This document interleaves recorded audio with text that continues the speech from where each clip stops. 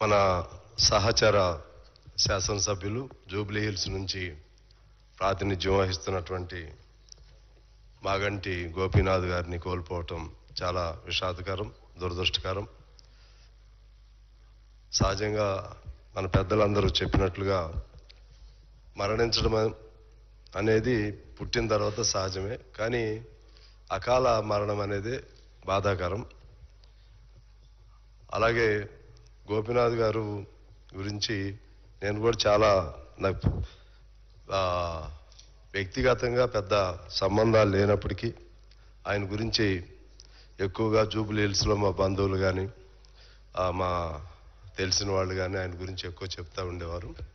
ఆయనకి organisation skills బాగా ఉండేయని, NT Ramarao గారి కాలంలోనే రామారావు గారిని పదవీచ్యుతిని చేసినప్పుడు కొన్ని వేల మందితో మోటార్ సైకిళ్ళ ర్యాలీ ఆనాడే నిర్వహించినటువంటి యువకునిగా ఉన్నప్పుడే గొప్ప ఆర్గనైజేషన్ ఆ కెపాసిటీస్ ఉన్న వ్యక్తి అని చెప్పి చెప్తా ఉంటారు.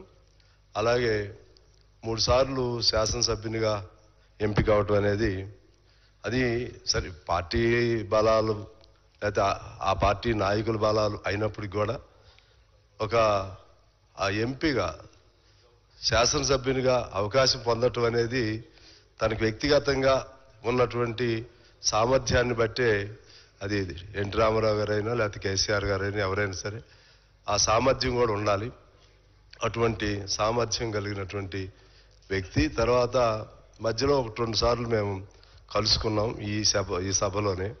చాలా సున్నితంగా, చాలా సౌమ్యంగా, మర్యాదగా, పెద్దలు అంటే గౌరవంగా, ఆ విధమైనటువంటి ఒక మర్యాద స్వభావంతో కలిగినటువంటి వ్యక్తిగా ఆయన చూశాము.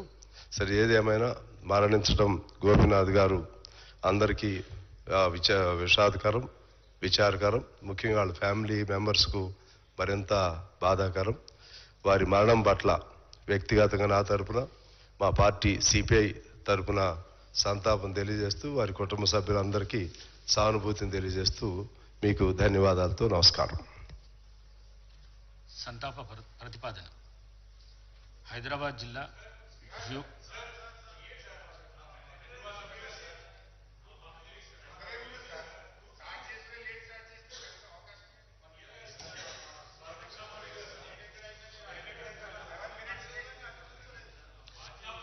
కేపీ వివేకానంద గారు, మీరు ఒక్కరు మాట్లాడండి.